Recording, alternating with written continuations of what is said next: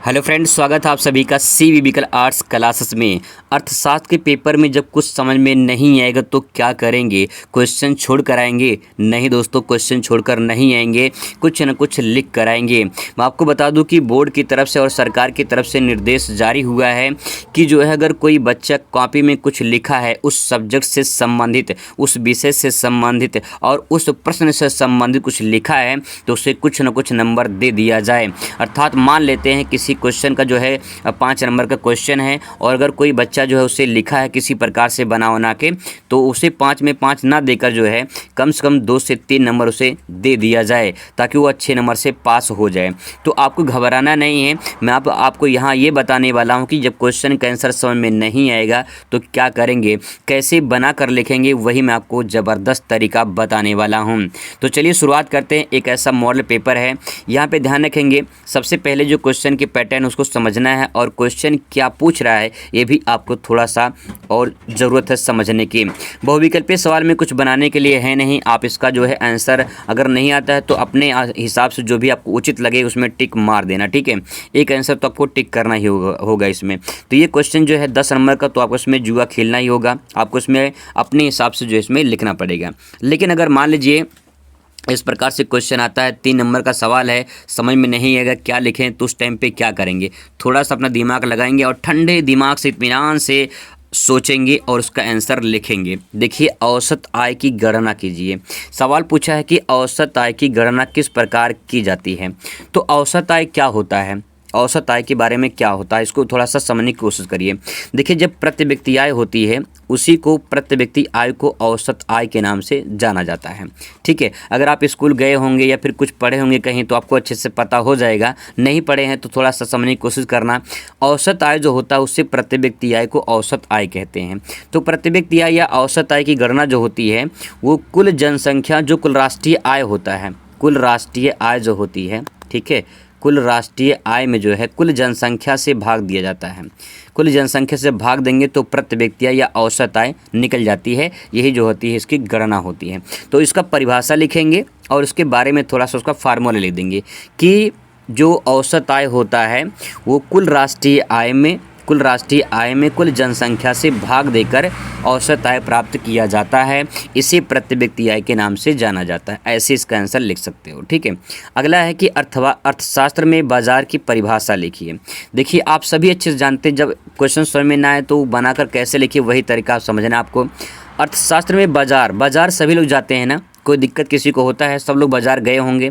अब बाज़ार में क्या होता है ज़रा आप बताइए, सोचिए ज़रा, वहाँ पे कौन कौन होते हैं? वहाँ पे आप किस लिए जाते हैं? आप जाते हैं सामान खरीदने के लिए, ठीक है। जो सामान खरीदने के लिए जाते हैं वो क्या करते हैं, वो क्रय करते हैं। अर्थशास्त्र की भाषा में पूछा है तो अर्थशास्त्र की भाषा में लिखेंगे क्रय करना। क्रय का मतलब क्या होता है? खरीदना हो गया।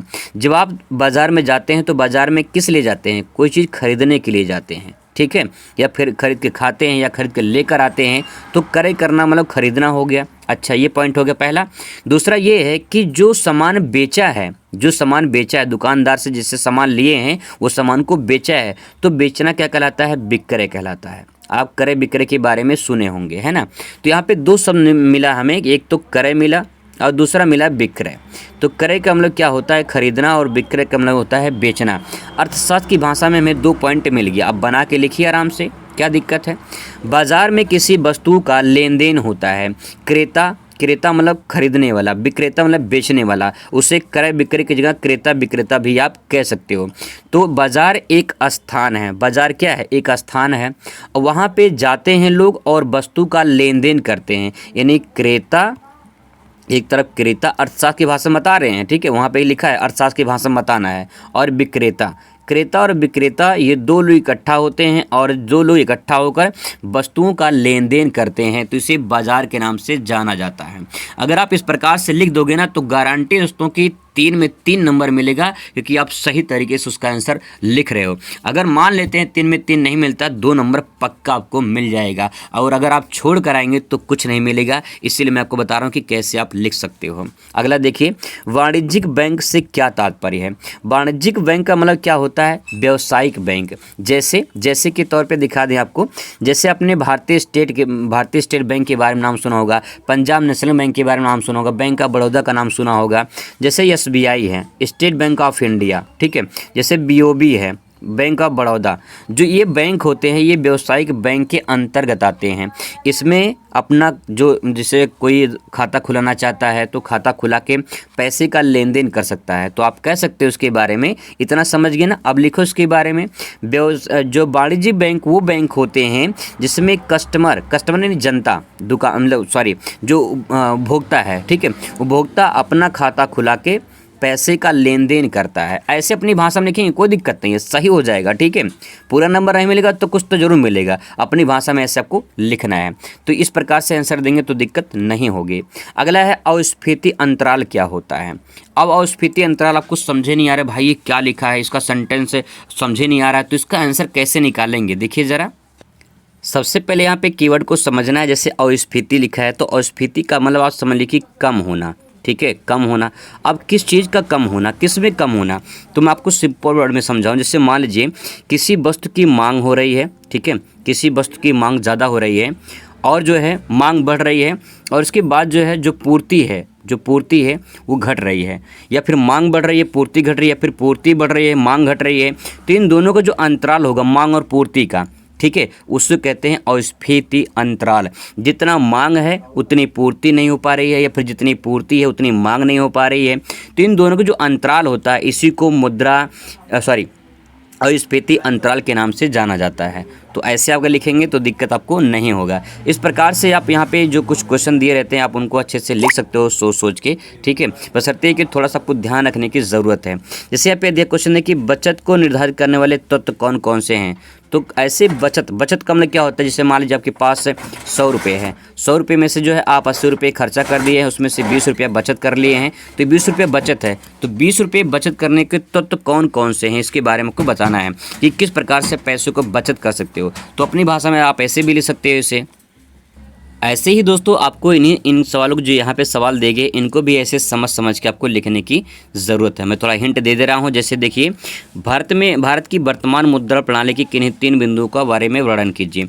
तो मुद्रा जो प्रणाली है यानी मुद्रा किस प्रकार से जो है मार्केट में जा रही है, मुद्रा के बारे में आपको यहाँ पे बताना है, ठीक है, यानी पैसे के बारे में बताना है कि भारत में वर्तमान में क्या स्थिति है पैसे की। डॉलर की अपेक्षा पैसा कितना जो है जैसे मान लो $1 है तो $1 में जो है कितना रुपए हैं ये इस टाइम पे, जैसे 83 रुपये समथिंग है। तो इस प्रकार से जो है मुद्रा की क्या कीमत है, उसकी क्या प्रणाली है, उसके बारे में आपको लिखना है। यहाँ पे देखिए केंद्रीय बैंक के जो है कार्य यानी केंद्रीय बैंक यानी RBI के बारे में बात हो रही है। RBI reserve bank of India, ये रिजर्व बैंक ऑफ इंडिया पैसे नोट छापने का काम करती है। तो RBI के द्वारा नोटों का जो है निर्गमन होता है, इन नोटों की छपाई होती है। तो RBI के बारे में लिखना है, ठीक है। अगला है वस्तु विनिमय प्रणाली। वस्तु विनिमय का होता है अदला बदली करना या फिर लेन देन करना। किस चीज़ का लेन देन करना, वस्तु का। तो वस्तुओं का लेन देन करने में क्या दोष हो सकता है। जैसे मान लो एक बकरी है, ठीक है, एक बकरी है। अगर आप मान लीजिए किसी से बकरी को साझा करना है, जैसे मान लीजिए पैसा होता तो पैसा हम बांट लेते हैं, लेकिन अगर बकरी को 2 लोग में साझा करना है तो कैसे साझा करेंगे, बकरी को काटेंगे, नहीं भाई ऐसा नहीं करेंगे। तो जो है वस्तु जो विनिमय होती है आप इसमें दोषों को लिखना है यानी बुराई को लिखना है। तो आप इस प्रकार से सोच के लिख सकते हो, ठीक है। ऐसे दोस्तों आपको लिखना होता है, अगर इस प्रकार से लिखेंगे क्वेश्चन सोच समझ के तो दिक्कत आपको नहीं होगा। जैसे यहाँ पे देखिए क्वेश्चन है कि मांग का अर्थ एवं परिभाषा लिखिए। तो मांग का अर्थ लिखना है यानी डिमांड की बात हो रही है, जैसे लोग डिमांड करते हैं। जैसे मान लो कि कोई वस्तु है, ठीक है, कोई वस्तु है, इस वस्तु की जो इकाई है इसको कितना मांगा जा रहा है, यानी जो वस्तु की कीमत है इस कीमत पर वस्तु की कितनी मांग हो रही है, यही जो है मांग कहलाता है। तो अगर थोड़ा सा पढ़े होंगे तो आप और अच्छे से इसका आंसर दे पाएंगे कि मांग क्या अर्थ है, उसकी परिभाषा के बारे में लिखिए, ठीक है।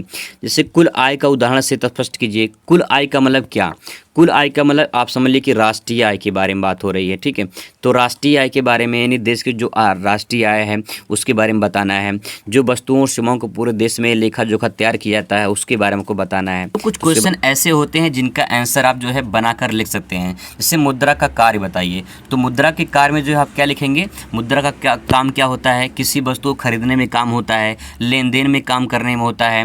जैसे मान लो आप कहीं विदेश में गए हो तो वहाँ का जो पैसा होता है, जैसे भारत का का पैसा, ठीक है, भारत का पैसा, और कहीं आप विदेश में गए हैं तो वहाँ के पैसे से एक्सचेंज कर सकते हैं, बदल सकते हैं, तो ये भी मुद्रा का काम हो जाएगा, ठीक है। तो इस प्रकार से आप इसके बारे में अच्छे से लिख सकते हो।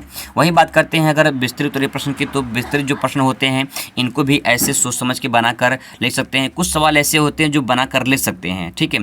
जैसे उपभोक्ता संतुलन के बारे में बताना है। उपभोक्ता यानी कंज्यूमर की बात हो रही है, हम सब क्या है, उपभोक्ता हैं। उपभोक्ता संतुलन का मतलब क्या होता है, बराबर होता है, यानी उपभोक्ता संतुष्ट कब होगा, तो इसके बारे में आपको बताना है कि उपभोक्ता संतुष्ट कैसे होता है, यानी उपभोक्ता संतुलन कब होगा। तो यहाँ पे देखिए तटस्थता वक्र के बारे में बात हो रही है। यहाँ पे आपको वक्र के बारे में बताना होगा, वक्र कैसे बनता है उसके बारे में अगर थोड़ा सा पढ़े होंगे तो कर ले जाएंगे। अगर इसका आंसर नहीं पता है कोई बात नहीं, यहाँ पे अथवा करके दिया रहता है कि प्रतियोगिता के आधार पर बाजार का वर्गीकरण की विवेचना कीजिए।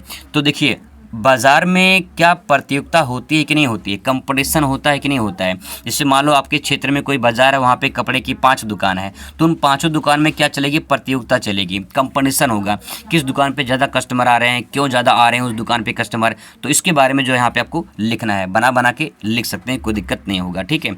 ऐसे दोस्तों अगर आप क्वेश्चन को समझ के बना कर लिखेंगे तो आप इसका आंसर अच्छे से दे पाएंगे। हाँ, कुछ क्वेश्चन ऐसे होते हैं जिनका आंसर थोड़ा सा पढ़ेंगे तभी दे पाएंगे, क्योंकि डायग्राम की चीज़ें होती है, इसमें डायग्राम बनाना पड़ता है, तो थोड़ा सा ये मैथ की तरह चला जाता है, ठीक है। तो लेकिन कुछ ऐसे सवाल हैं जिनको बना कर ले सकते हैं, तो अपना दिमाग लगाइए और बना के लिखिए। क्वेश्चन छोड़कर नहीं आना है, किसी भी कीमत पर लिख कर आना है, चाहे बनाना पड़े लेकिन लिख कर आना है। मिलते हैं नेक्स्ट वीडियो में। Thanks for watching.